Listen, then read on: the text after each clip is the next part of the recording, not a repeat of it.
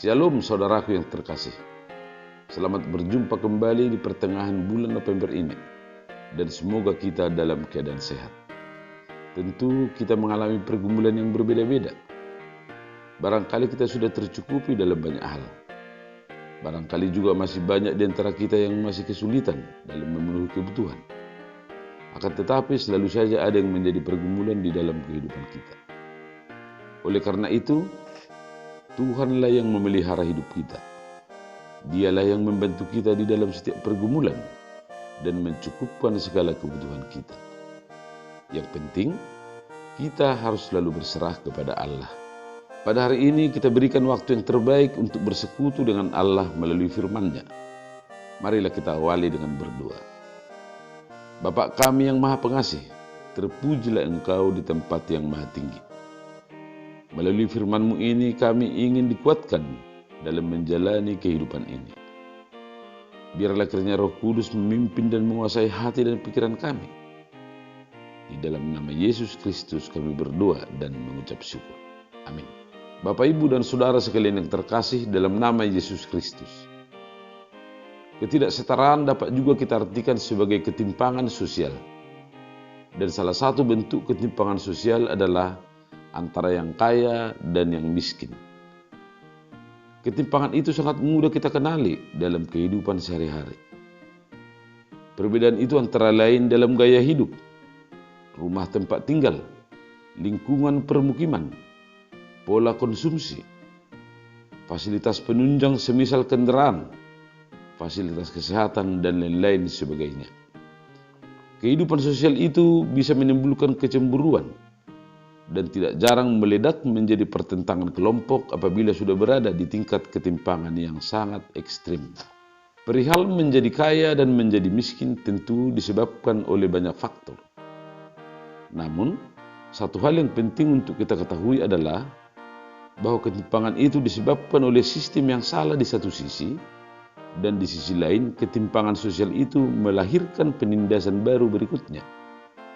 Terjadilah lingkaran setan yang tidak jelas lagi di mana ujung dan di mana pangkalnya. Atas semua hal itu, maka terjadilah penyederhanaan persoalan yang dangkal. Yang kaya dipersalahkan dan si miskin dianggap sebagai korban yang tidak berdaya, sehingga harus dikasihani. Perihal ini akan kita dalami lebih lanjut melalui firman Tuhan yang tertulis di kitab Yakobus pasal 5 ayat 1 sampai dengan ayat yang ke-6. Nats ini adalah khutbah pada kebaktian keluarga atau kebaktian pertanian menyambut minggu ke-23 setelah Trinitatis dengan topik mewujudkan kesejahteraan bersama. Marilah kita dengarkan. Judul perikop, peringatan kepada orang kaya. Jadi sekarang hai kamu orang-orang kaya, menangislah dan merataplah atas sengsara yang akan menimpa kamu. Kekayaanmu sudah busuk dan pakaianmu telah dimakan ngengat. Emas dan perakmu sudah berkarat, dan karatnya akan menjadi kesaksian terhadap kamu dan akan memakan dagingmu seperti api. Kamu telah mengumpulkan harta pada hari-hari yang sedang berakhir. Sesungguhnya telah terdengar teriakan besar, karena upah yang kamu tahan dari buruh yang telah menuai hasil ladangmu. Dan telah sampai ke telinga Tuhan semesta alam keluhan mereka yang menyabit panenmu. Dalam kemewahan, kamu telah hidup dan berfoya-foya di bumi. Kamu telah memuaskan hatimu sama seperti pada hari penyembelihan. Kamu telah menghukum, bahkan membunuh orang yang benar dan tidak dapat melawan kamu. Demikian firman Tuhan. Bapak, Ibu, dan Saudara sekalian yang terkasih. Sebelum menelaah lebih lanjut tentang apa yang menjadi pokok-pokok penting dari nats ini, ada baiknya kita terlebih dahulu untuk mengetahui isi perikop ini secara utuh dan adanya beberapa istilah yang pengertiannya berkaitan dengan konteks pada masa itu, yaitu perikop ini secara utuh tidak hanya berisi peringatan kepada yang kaya, akan tetapi juga berisi peringatan dan nasihat kepada orang miskin pada ayat 7 sampai dengan ayat yang ke-11. Kemudian, orang yang disebut kaya dalam konteks ini adalah orang yang mempunyai dan menguasai bahan pokok hasil pertanian yang melimpah. memiliki banyak bahan pakaian yang berkualitas baik, dan memiliki perhiasan emas, perak, dan permata. Jadi, memiliki satu saja dari ketiga jenis harta di atas sudah masuk dalam kategori kaya. Selanjutnya, marilah kita telaah apa yang menjadi pokok penting dari perikop ini. Yang pertama, siapakah orang kaya dan orang miskin yang diperingati oleh Rasul Yakobus? Tidak semua orang kaya menjadi alamat atau tujuan dari peringatan ini.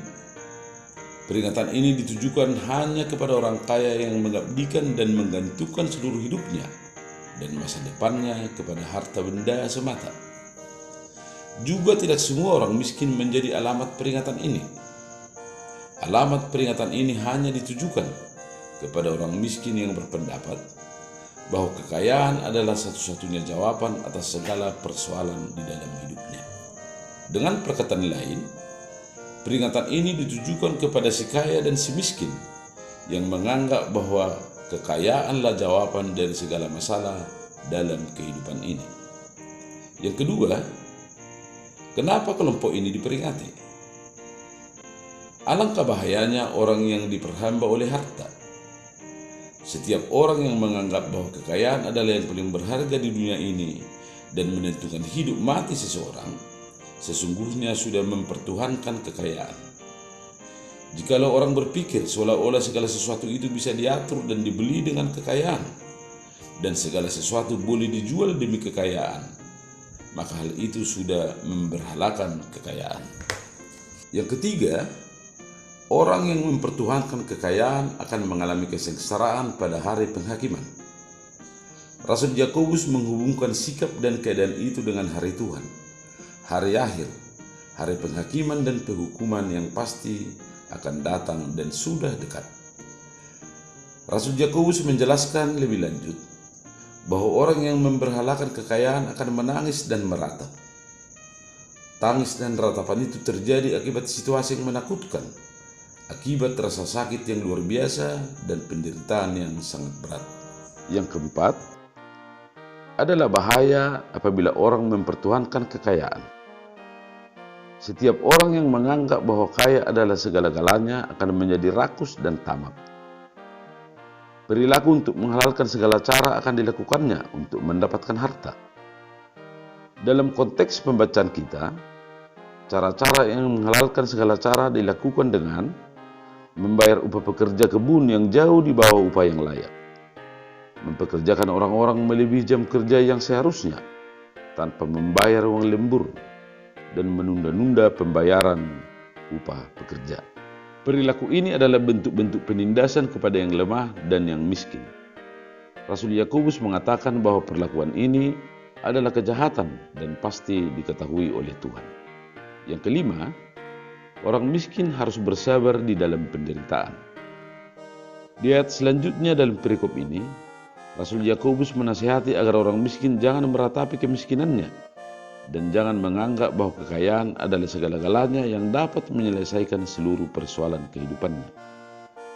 Lebih lanjut, Rasul Yakobus memberikan contoh bagaimana Ayub yang menderita dengan sangat hebat, namun beroleh kemenangan dan sukacita karena setia kepada Allah. Sikap yang terbaik adalah bersabar, bertekun dalam penantian akan hari Tuhan yang sudah dekat. Bapak, Ibu, dan Saudara sekalian yang terkasih dalam nama Yesus Kristus. Peringatan ini juga ditujukan kepada kita, supaya tidak melakukan kesalahan seperti orang kaya dan orang miskin sebagaimana dimaksud di dalam Nats. Maka marilah menyadari hal-hal berikut ini. Yang pertama, jangan diperhamba oleh harta. Kekristenan sama sekali tidak anti harta atau kekayaan. Kekristenan tidak membenci kekayaan. Hanya saja yang harus konsisten kita katakan bahwa uang dan harta adalah alat, bukanlah tujuan. Uang dan harta benda tentu saja dapat berbuat banyak, tetapi bukan berarti segala-galanya. Uang dan harta benda adalah sesuatu yang akan binasa dan tidak bisa menolong kita pada hari akhir. Kekristenan justru sangat menghargai uang, dan justru itulah maka uang harus dikelola dengan sebaik-baiknya. Silakan berusaha untuk menjadi kaya, sebab hal itu bukanlah dosa atau sesuatu yang sifatnya kotor. Yesus berkata, "Di mana hartamu berada, di situ hatimu berada." Begitu sentralnya harta itu, sehingga harus diterangi secara religius. Yang terpenting adalah sikap kita terhadap kekayaan. Di 1 Korintus pasal 6 ayat 12, Rasul Paulus berkata, "Aku tidak membiarkan diriku diperhamba oleh suatu apapun." Dalam hal ini tentu termasuk tidak diperhamba oleh uang. Jadi, silakan mengumpulkan harta, silakan mencintai uang, tetapi jangan sampai diperhamba atau diperbudak oleh uang. Yang kedua, perolehlah harta dengan cara-cara yang benar. Sangat penting untuk memperhatikan cara kita memperoleh kekayaan itu. Apakah sudah benar atau salah? Janganlah mencari kekayaan dengan cara-cara menindas, memeras dan menipu, terutama kepada orang miskin dan orang yang lemah. Mereka mungkin tidak dapat melawan dan berteriak, tetapi jeritan hati mereka pasti terdengar oleh Allah. Penindasan sangat dibenci oleh Allah. Alkitab sangat menekankan hak bagi pekerja untuk mendapatkan upah yang layak. Di dalam 1 Timotius 5 ayat 18, Rasul Paulus berkata, "Bukankah kitab suci berkata, janganlah engkau memberangus mulut lembu yang sedang mengirik, dan lagi seorang pekerja pantas mendapatkan upahnya." Kemudian, di kitab Amsal pasal 3 ayat 27 sampai dengan ayat yang ke-28, pengamsal berkata, "Janganlah menahan kebaikan daripada orang-orang yang berhak menerimanya, padahal engkau mampu melakukannya. Janganlah engkau berkata kepada sesamamu, pergilah dan kembalilah, besok akan kuberi, sedangkan yang diminta ada padamu." Setiap pekerja berhak mendapatkan upah yang layak, dan janganlah menunda untuk memberikannya. Lakukanlah hal-hal yang benar untuk memperoleh kekayaan. Yang ketiga, perhatikanlah cara untuk mempergunakan kekayaan. Menggunakan kekayaan untuk tujuan berfoya-foya, memuaskan selera secara berlebihan, dan untuk gaya hidup hedonis sangatlah tidak pantas. Berperilaku hidup konsumtif tetapi upah pekerjaan tidak layak adalah perilaku yang tercelah. Memilih menyimpan makanan sampai busuk di kulkas karena tidak habis dimakan, daripada harus membagikannya dan memberikannya kepada asisten rumah tangga atau kepada tukang potong rumput adalah sifat yang sangat buruk. Sekalipun itu adalah hak dari yang punya kekayaan, tetapi ketahuilah bahwa Tuhan tidak menyukai itu. Bapak, Ibu, dan Saudara sekalian yang terkasih dalam nama Yesus Kristus. Sesuai dengan topik minggu, firman ini mengajak kita untuk turut serta mewujudkan kesejahteraan bersama. Kesejahteraan bersama bukanlah berarti semuanya harus sama-sama kaya. Kesejahteraan bersama adalah keadaan di mana semua saling menghargai, saling menolong, dan menjauhkan praktek penindasan oleh yang kuat terhadap yang lemah. Kesejahteraan bersama hanya terwujud bila kita menjauhkan sifat tamak, serakah, dan cemburu. Hidup tidak mungkin sendiri dan tidak mungkin mengerjakan segala hal seorang diri. Pada bagian akhir dari khotbah ini, dengarkanlah firman Tuhan yang tertulis di kitab Yesaya pasal 5 ayat yang ke-8 berikut ini. "Celakalah mereka yang menyerobot rumah demi rumah dan mencekau ladang demi ladang, sehingga tidak ada lagi tempat bagi orang lain, dan hanya kamu sendiri yang tinggal di dalam negeri." Demikian firman Tuhan. Marilah merenungkannya dengan sangat mendalam. Kiranya firman ini berbuah dalam kehidupan kita, dan Tuhanlah yang memampukan kita untuk melaksanakannya. Selamat bersekutu di dalam ibadah keluarga. Kiranya Tuhan memberkati kita. Amin.